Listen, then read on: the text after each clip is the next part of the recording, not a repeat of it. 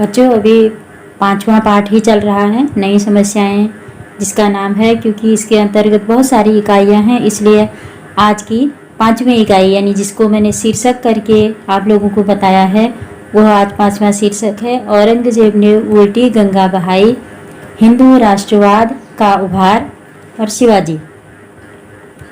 लेखक कहते हैं, यानी पंडित जवाहरलाल नेहरू कहते हैं कि मुगल काल का सबसे क्रूर शासक औरंगजेब को ही माना जाता है।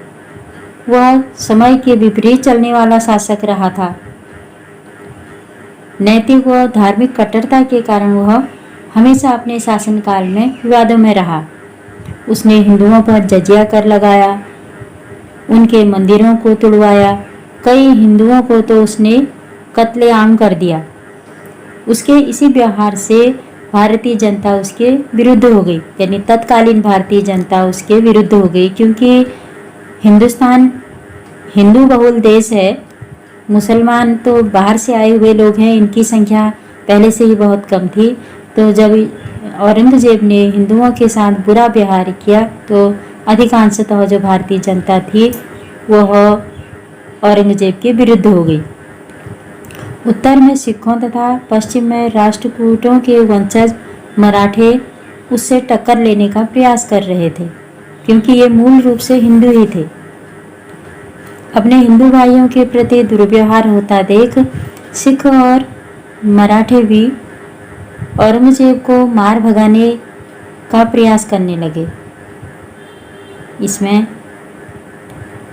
मराठा सरदार शिवाजी प्रमुख थे। मराठा सरदार शिवाजी ने मुसलमानों को अपने यहाँ नौकरियां देना आरंभ किया, क्योंकि वे मुसलमानों के नहीं औरंगजेब के विरुद्ध थे।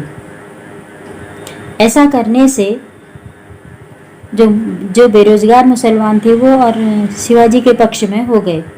मराठे अपनी राजनीतिक सैनिक व्यवस्था में बहुत उदार थे, यानी शिवाजी महाराज की बात हो रही है।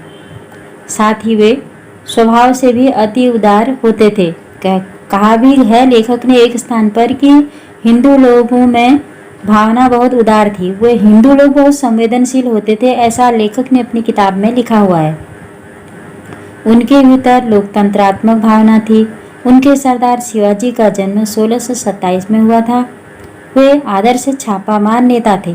शीघ्र ही उन्होंने मराठों को एक शक्तिशाली फौज के रूप में संगठित कर लिया, क्योंकि दिल्ली में अर्थात केंद्र में मुगल शासक औरंगजेब अपने अति क्रूर व्यवहार में आ गया था। शिवाजी को राष्ट्रवादी पृष्ठभूमि प्रदान करने वाला नेता भी कहा जाता है।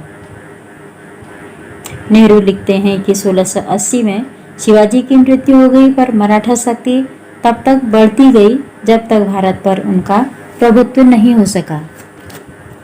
Thank you.